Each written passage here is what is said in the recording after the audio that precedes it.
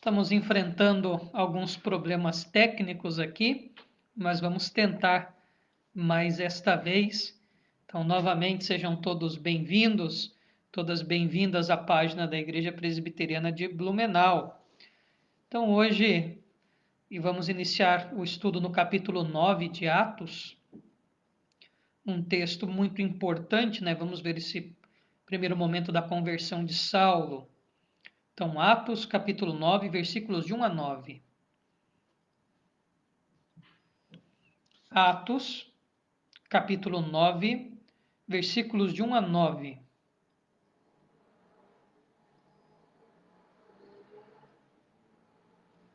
Diz assim o texto: Saulo, respirando ainda ameaças e morte contra os discípulos do Senhor, dirigiu-se ao sumo sacerdote. Versículo 2. E lhe pediu cartas para as sinagogas de Damasco, a fim de que, caso achasse alguns que eram do caminho, assim homens como mulheres, os levasse presos para Jerusalém.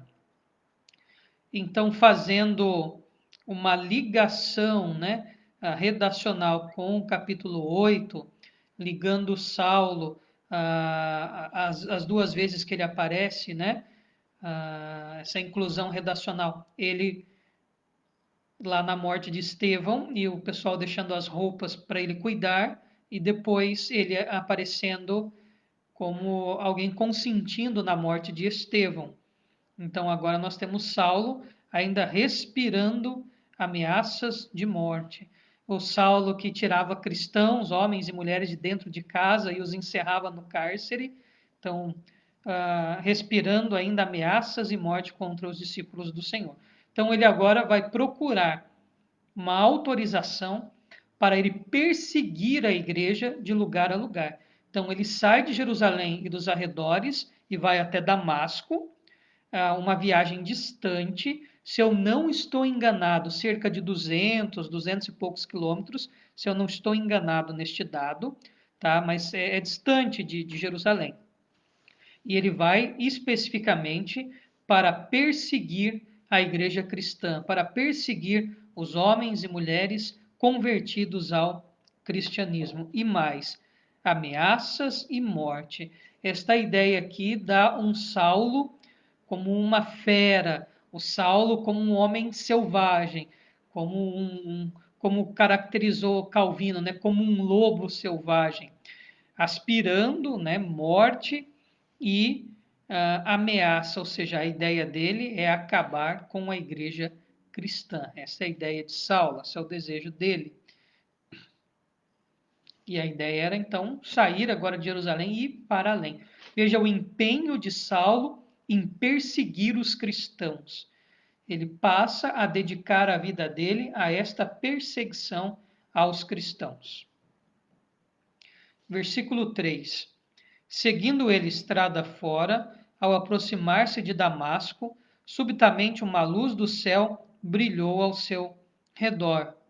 E caindo por terra, ouviu uma voz que lhe dizia: Saulo, Saulo, por que me persegues? Interessante que ele já estava quase chegando ao seu destino, né, após esta longa viagem. Se realmente essa distância for entre 250 quilômetros, 240, enfim, essa viagem num lombo de um animal poderia durar de uma semana a 10 dias, né? Era uma viagem longa, demorada. Então, já no final da viagem, ele é surpreendido por algo no caminho. Essa luz do céu que brilha, e depois isso vai causar uma cegueira, não é uma luz daquela luz revelacional, né? Não é uma luz que revela. Veja, o próprio Saulo vai perguntar quem é que está falando com ele. Então, esta ideia da luz que aparece e que cega Saulo é mais esse resplendor da glória de Deus, né? Que o homem não pode suportar, mas podemos pensar num termo assim como algo que fere Saulo, né? A arma divina que fere Saulo. né? Saulo é ferido por Deus com esta luz. Então, esta luz aqui não é uma luz de revelação, tanto que ele ainda não sabe quem está falando com ele. Nós que sabemos, né? Nós que conhecemos o texto, nós sabemos, mas se nós nunca tivéssemos lido essa história, nós também teríamos essa interrogação dessa luz que aparece, tá? Não uma luz revelacional, não uma luz reveladora, né? Mas parece-me que é algo realmente para ferir o Saulo perseguidor. E aí então vem a palavra da luz, que Saulo ainda não sabe o que está acontecendo. Saulo, Saulo, por que me persegues? E a pergunta faz com que Saulo se manifeste. Versículo 5. E ele perguntou: Quem és tu, Senhor? Veja, se fosse uma luz reveladora, ele saberia que era Cristo. Então, essa luz tem mais uma função de ofuscar-lhe mesmo, né? De ferir-lhe. E a resposta foi: Eu sou Jesus, a quem tu persegues. Nós temos aqui, primeiro, né? Eu gosto muito desse, quando Jesus se apresenta como eu sou, né? É maravilhoso, né? Porque quando Jesus se revela como eu sou, ele está reivindicando para si divindade, né? Ele poderia só ter dito sou eu, sou, né? A questão não é o português, é o grego empregado, é egoimi, né? O egoimi era o termo usado na Septuaginta, a versão grega do Antigo Testamento, para o nome divino, Yahvé, eu sou. Tá? Então, acho interessantíssimo se Jesus falar egoimi, né? Proposital.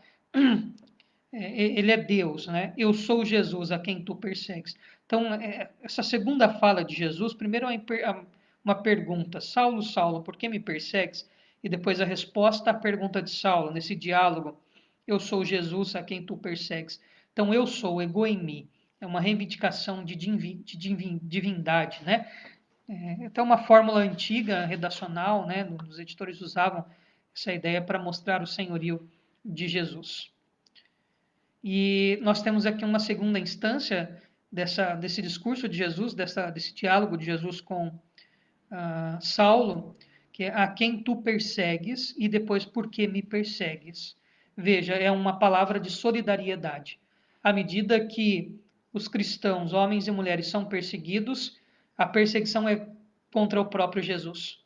O próprio Jesus é perseguido quando os cristãos que são perseguidos, quando as cristãs que são perseguidas. Então, é uma palavra de solidariedade. A perseguição aos cristãos é a perseguição ao próprio Cristo. Então, esta palavra dele é uma palavra de conforto, de solidariedade, para dizer: eu sou perseguido em vocês. Isso é maravilhoso, tá? Por que eu digo isso? Apesar de ter estudado muito pouco a história das religiões comparadas, né, o pouquinho que eu estudei, das pouquíssimas atribuições que as ciências da religião têm dentro dessa importância aqui para nós, você não vai ver esse ato solidário em nenhuma outra religião ou nenhuma outra grande religião conhecida. Talvez em alguma religião pequena, que nós não temos conhecimento, o mundo tem várias expressões religiosas, mas das grandes religiões conhecidas no passado e das presentes, você não tem essa solidariedade divina. O Cristo que é perseguido em nós. Né? Então, isso é um ato de solidariedade extrema. Logo, uma ideia de amor. Né? Deus sempre se revela em Cristo de maneira amável. Né? O Cristo presente. Né? Os pais latinos da igreja, lá há muitos e muitos anos atrás, usavam essas expressões para dizer que é o Cristo presente, né? O Jesus presente. O Jesus que está aqui com a sua igreja, apesar de não estar corporalmente, a sua presença é real. É o Cristo presente. E o texto continua no versículo 6. Jesus ainda falando com Saulo. Mas levanta-te e entra na cidade, onde te dirão o que convém fazer. Os seus companheiros de viagem aí encerra, né, agora o diálogo aqui, encerra essa conversa entre os personagens Jesus e Saulo, e agora vai concluir essa primeira parte. Os seus companheiros de viagem pararam emudecidos, ouvindo a voz, não vendo, contudo, ninguém. Então, os companheiros de viagem, eles estão ouvindo o que está acontecendo, ouvindo o diálogo, ouvindo a voz que vinha de dentro da luz, mas não viam ninguém.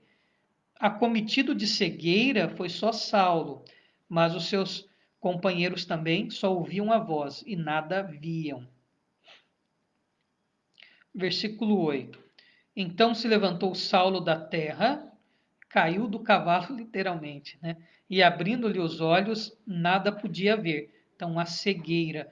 E vamos ver, essa dinâmica dele ficar cego faz muito sentido, tá? Isso um joguinho literário aqui, né? É uma coisa para dar beleza, né?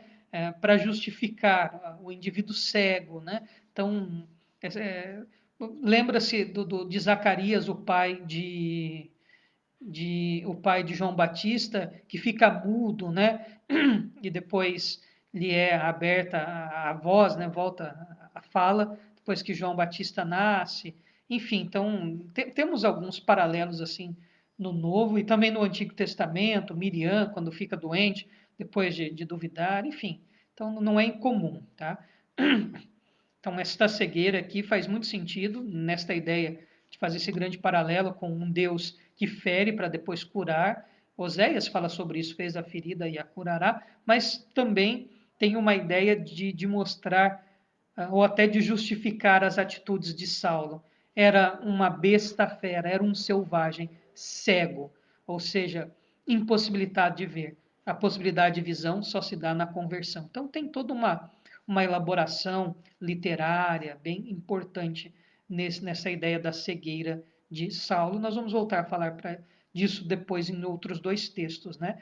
Então você tem esse texto contado mais duas vezes aqui em Atos dos Apóstolos, lá nos capítulo 20 para frente. E os companheiros guiam então Saulo até a cidade de Damasco. Versículo 9.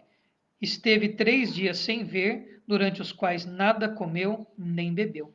Então, diante desta conversão miraculosa, desse ato tremendo da parte de Deus, essa maneira que Cristo se revela e converte Saulo, ele fica impossibilitado, talvez ali, imagina tudo que está passando entre ele. Então, essa ideia de ficar sem comer e beber, essa ideia desse jejum gigante, grande, né, longínquo, tem uma ideia de contrição. Tá? Então, o fato de Lucas registrar esses 3 dias de jejum, faz muito tempo sem comer, muito tempo sem beber, então um tempo extremado, né? É uma ideia de contrição. Parece-me que o jejum também tem esse lado de penitência, de contrição, de arrependimento, de colocar a boca no pó, essa ideia de estar muito triste sem comer e sem beber. Talvez é o que a regeneração gera em nós. Quando nós somos regenerados pelo Espírito Santo, nós temos essa capacidade de fazer um confronto entre toda a nossa natureza pecaminosa e entre aquilo que Cristo fez por nós na cruz. Então, talvez Saulo estava remoendo ainda em seu íntimo essa ideia. Então, o jejum pode ser aqui um que penitencial, né? De arrependimento sincero, profundo e etc. Então, temos nesses 9 versículos aqui a primeira instância da conversão de Saulo, e depois vamos ver ele na casa de Ananias e subsequente como que as coisas se desenrolam aqui no capítulo 9. Daqui a pouco vamos ter uma outra conversão extraordinária, a de Cornélio, né? Enfim. Mas uma aplicação interessante desse texto veja, nós tivemos a conversão do eunuco etíope através do estudo bíblico. E agora nós temos aqui uma manifestação divina, uma teofania, né? Uma luz e vozes e cegueira, ou seja, todo assim, uma coisa extraordinária, excepcional. Então, veja, não importa o meio da conversão, importa o resultado dela, né? Então, o que é importante não é a forma que foi. Ai, pastor, eu converti porque veio um anjo do céu aqui na minha casa e ele conversou comigo e me mostrou um monte de coisa e etc. Né? Espero que tenha mostrado o evangelho. Ah, pastor, eu estava andando na rua, tropecei, a hora que eu vi cair dentro da igreja e acabei ficando e não saí mais.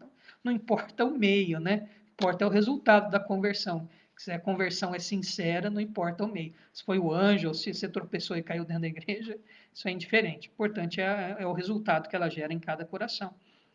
Então, quem toma essa iniciativa da salvação parece-me que é sempre Deus. No caso de Saulo aqui, que escolha teve Saulo, né? Que preparação teve Saulo, né? Aqui eu vejo Jesus, o Senhor mesmo, aquele aspecto do Deus como o Deus, o rodéspotas, né? O Deus soberano que chega e fala o seguinte, cara, o negócio é assim, acabou.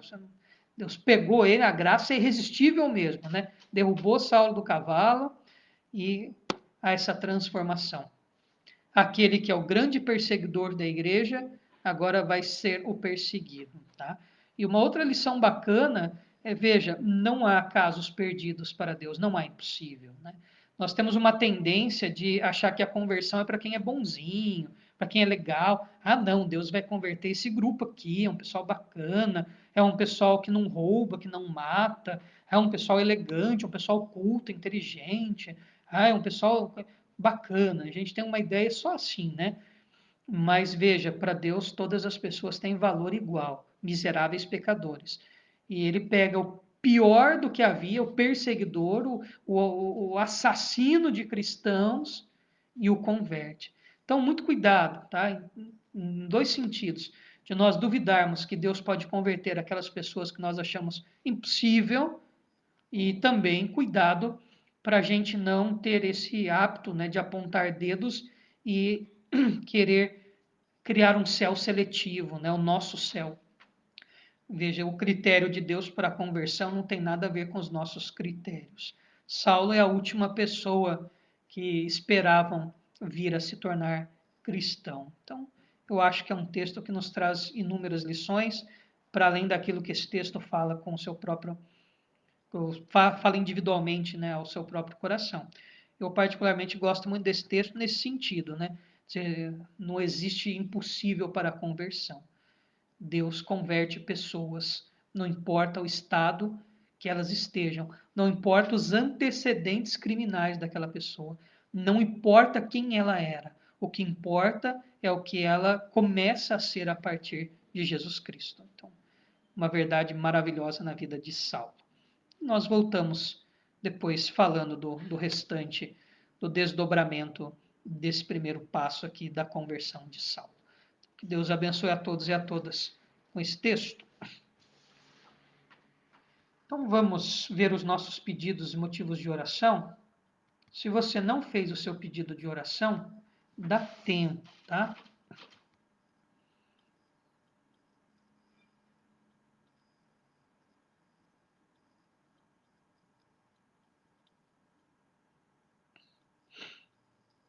O primeiro pedido de oração que aparece para mim aqui é da dona Carmen Vega. Oração por Matheus Veloso e sua família pela recuperação de sua saúde. São amigos lá do Chile.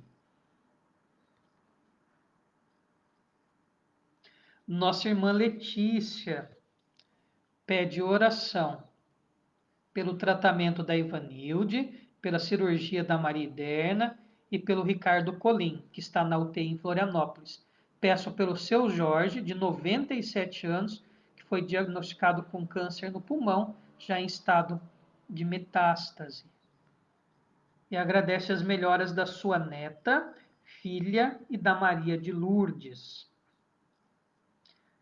Então, esses são os pedidos de oração que vem aqui para mim. Quando você for orar, lembre-se de orar pelo reverendo Adilson. O reverendo Adilson foi capelão do Seminário Presbiteriano do Sul, é professor do Seminário Presbiteriano do Sul em Campinas, na área de psicologia, né? E ele está em estado gravíssimo, internado na UTI, devido ao Covid-19. Eu chuto por alto que o reverendo Adilson deve ter uns 55, de 50 a 55 anos. Então, estou chutando por alto aqui a idade do reverendo Adilson, até menos do que isso, não me lembro a idade dele, né? Foi meu professor no seminário e foi o deão, o capelão do seminário na época que eu fui estudante. Então, uma pessoa muito importante que nos 4 anos de seminário fez parte da minha formação e de todos que ali tiveram ele como capelão, um capelão extremamente presente, amigo, paciencioso, assim, de uma longanimidade quase que infinita, né? Excelente profissional também na área da saúde emocional, né? Psicólogo, mestre em psicologia, enfim.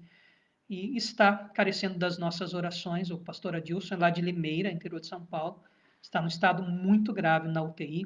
Hoje, o reverendo Luiz Fernando dos Santos, pastor da igreja de Tapira, enviou um e-mail. Tapira, também interior de São Paulo, um e-mail falando sobre o reverendo Adilson. Eu fiquei bem triste com essa notícia, tá? Então, orar pelo reverendo Adilson, também lá de Limeira. Então, vamos lá, pô, vamos orar. Eu oro daqui, você ora daí. Senhor, nós intercedemos pela vida da dona Carmen, de toda a sua família. Pedimos em especial pela vida do Matheus Veloso e por toda a sua família. Colocamos a saúde dele nas tuas mãos, suplicando, ó Pai, a recuperação deles. Abençoe, ó Pai, todos os amigos e amigas, familiares da dona Carmen, tanto no Brasil quanto no Chile.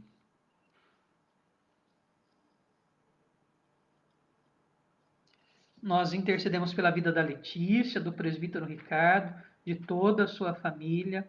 Em especial, ó Pai, nós suplicamos pelo tratamento de saúde da Ivanilde, pela cirurgia que a Maria Iderna fará, e colocamos também a vida do Ricardo Colim, também na UTI, nas tuas mãos, pedindo a restauração e a recuperação da saúde deles.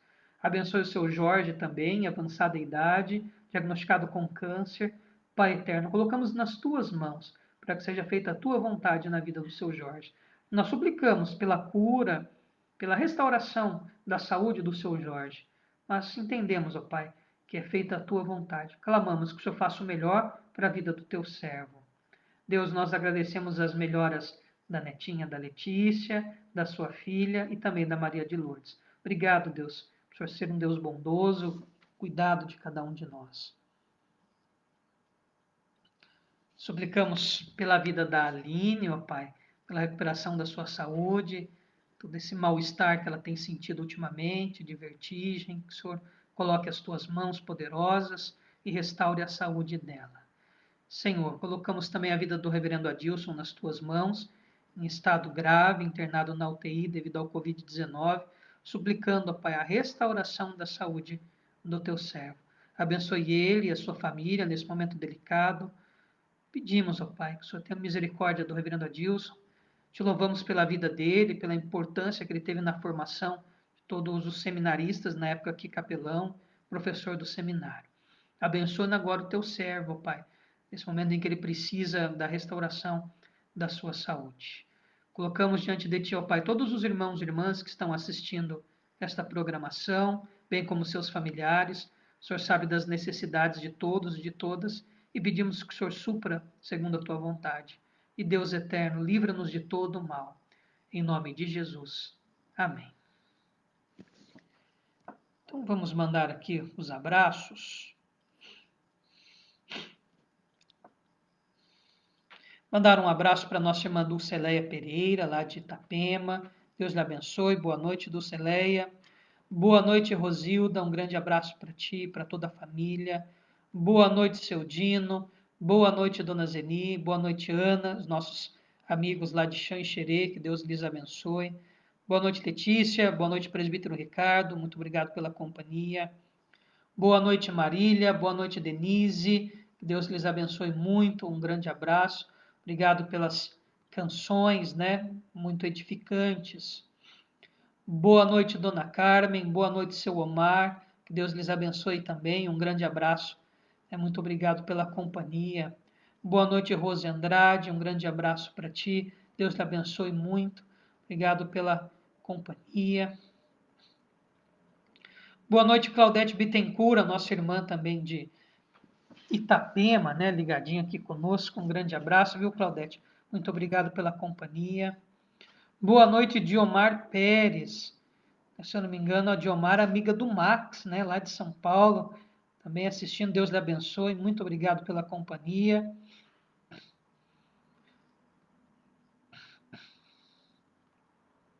Boa noite, Rogério Andrade. Que Deus lhe abençoe muito. Um grande abraço para ti, para toda a família. Muito obrigado também por estar conosco. O seu Omar e a dona Carmen sempre ligadinhos, né? Boa noite, seu Carmelito Zimmermann. Boa noite, Marina. São os nossos irmãos lá da Segunda Igreja Presbiteriana. Que Deus lhes abençoe muito. Obrigado pela companhia. Uma excelente noite. Bom, são os nominhos que aparecem aqui para mim, tá? Então, se você está assistindo essa live e eu não mencionei ou não, você não comentou, de qualquer maneira, que Deus lhe abençoe muito. Obrigado pela companhia. Um abraço para a nossa irmã Antônia, que sempre assiste os nossos vídeos, né? A gente sempre vê a curtida lá da irmã Antônia, para a Iraildes, para a Maria, que é amiga da Letícia, que também nos assiste. A você que vai assistir esse vídeo posteriormente, seja aqui no Facebook ou no YouTube, no canal da igreja. Que Deus lhe abençoe. Muito obrigado por assistir este vídeo. Espero que a palavra de Deus edifique o teu coração. Vamos nos despedir com a bênção do Senhor. Irmãos e irmãs, que a graça do nosso Senhor e Salvador Jesus Cristo, o amor, a bênção de Deus, o Eterno Pai, a comunhão e a consolação do Santo Espírito esteja com todo o povo de Deus aqui presente e espalhado sobre a face da terra, não só hoje, mas para todos sempre. Amém. Então, boa noite a todos e a todas.